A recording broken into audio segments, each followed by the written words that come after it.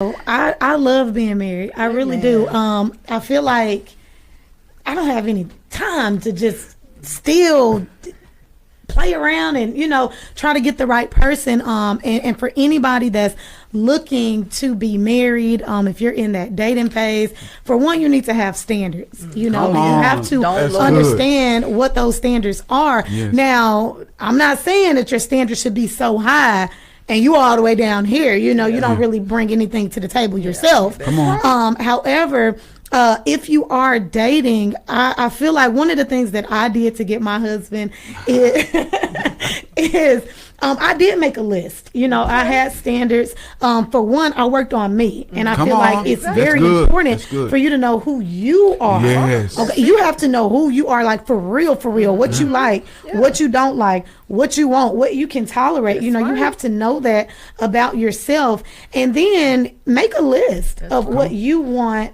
in a mate, in a spouse, and pray about it. Pray about it. I mean, literally. You said the key word. Pray about it. People think that I'm crazy because I say, I made a list. Literally, I did. Okay. I want tall. I want long hair. Now, these are just some physical characteristics. Right, long hair, lighter skin, but then I put things on my list like close with his family, close with his mom. Come on. So there was certain things on my list. I literally make a long list.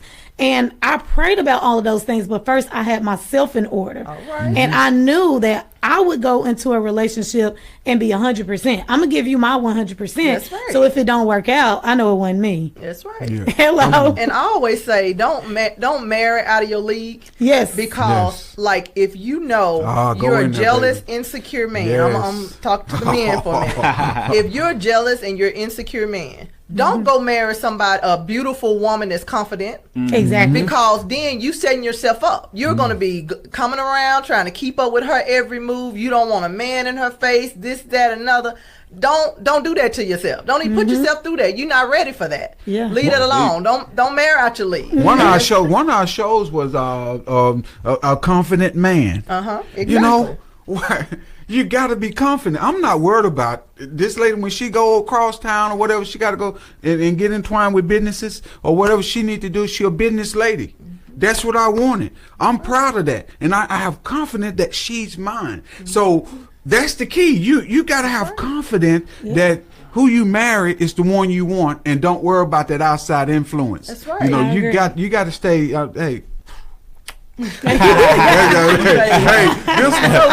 when you I'm married, satisfied. Amen. When you are married to the God ordained person that God has for you, you don't have to worry about the silliness. You don't have to worry about if I go to Africa without my husband, he not worried about it because he know where I'm coming back to, or vice versa. So you have to have enough confidence in who you marry that. Because when it's said and done, you worrying about a person stepping outside your marriage is not going to change that. Not at all. And you know that going into it. So you know what you're married. People can play this game and say, oh, I didn't see that coming. I didn't see this in a person. You lying. You wasn't honest to yourself. You saw those signs before you put a ring on it. So don't be playing. Don't be playing. Go ahead, Cinco. I love it. Y'all hear some good points. You definitely got to, know who you have and take pride in what you have and give the person that you're with the respect that they desire and deserve, just for the sake of keeping and nurturing their relationship. And I was similar. I put a list out there of things that I wanted. It was like a mental list. I had met a lot of people, knew what I didn't want, knew who I was, and knew what I wasn't willing to settle for. And I'm gonna be honest, as you put things out there, you'll start noticing it, and it might not be everything that's on the list, and some of those things may come late.